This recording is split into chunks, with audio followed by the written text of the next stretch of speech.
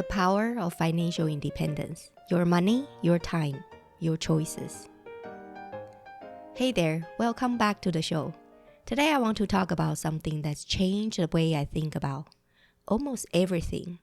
Money, time, work, freedom, and yeah, even coffee. Let's dive into the power of financial independence. Picture this. You're at Starbucks. You pull out a crisp $10 bill. In front of you, your favorite frappuccino. You are just about to order, but then a thought pops into your head. Is this coffee really worth $10? And more importantly, could this $10 be worth way more than I realize? Because what if, instead of spending it now, you saved it, invested it, grew it into something that gave you more options down the road? That's the idea I want to explore today. Money isn't just money, it's choice. Most of us are taught to think money is for spending, but here is something I've come to believe. Money is really about choice. Every time you spend $10 on a coffee, you're not just buying caffeine and a sugar rush.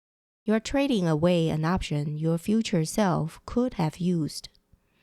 Maybe that same $10, if invested and left alone, could have bought you a day off, or a week closer to retirement, or even a future version of you who doesn't have to answer to a boss. Money gives you options. That's what financial independence is really about. So what is financial independence, or FI? Let's keep it simple. Financial independence means your money works for you, so you don't have to work for money anymore.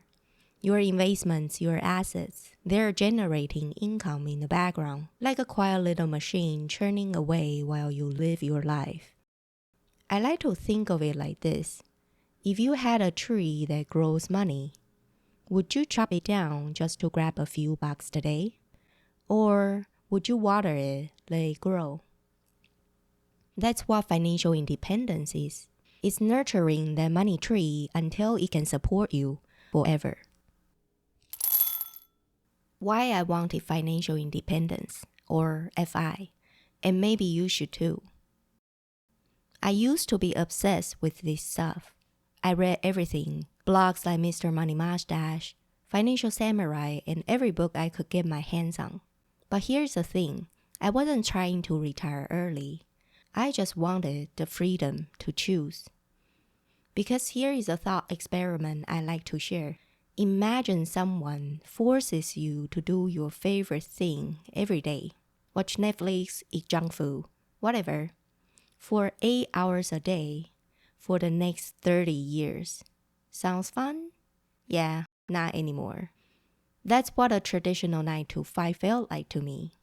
Even if I liked my job, the idea of having no choice but to keep doing it for decades just to survive, that didn't sit right with me.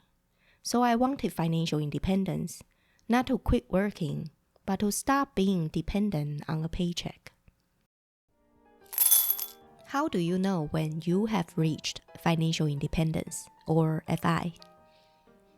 There are a few ways to measure it, but here are 3 of the most common. 1. The 4% rule. This is the classic one. If you can live off 4% of your portfolio each year, you are considered financial independent. So, if you need $50,000 a year to live, you will need $1.25 million invested.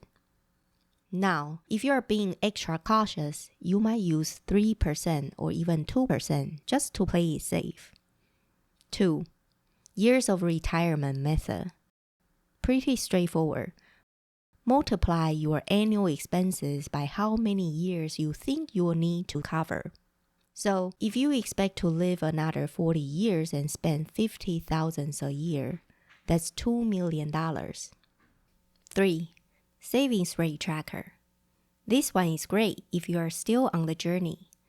If you take home $5,000 a month and save $3,000, your FI rate is 60%. The higher your savings rate, the sooner you get there.